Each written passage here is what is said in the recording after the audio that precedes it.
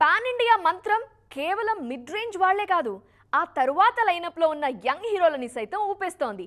తమ మార్కెట్ పరిధిని అమాంతం పెంచుకుంటూ భారీ బడ్జెట్ సినిమాలతో నేషనల్ లెవెల్లో జెండా పాతడానికి గట్టిగా స్కెచ్ వేస్తున్నారు వాళ్ళు. మరి పాన్ ఇండియా ప్రాజెక్టులతో బాక్స్ ఆఫీస్ దగ్గర మ్యాజిక్ చేయడానికి వస్తున్న ఆ కుర్రాళ్ళెవరో చూద్దామా?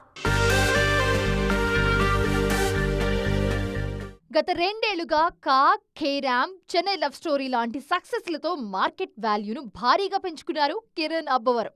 ఇప్పుడేకంగా ఇంద్రపుత్ర సినిమాతో పాన్ ఇండియా జర్నీకి శ్రీకారం చుట్టారు.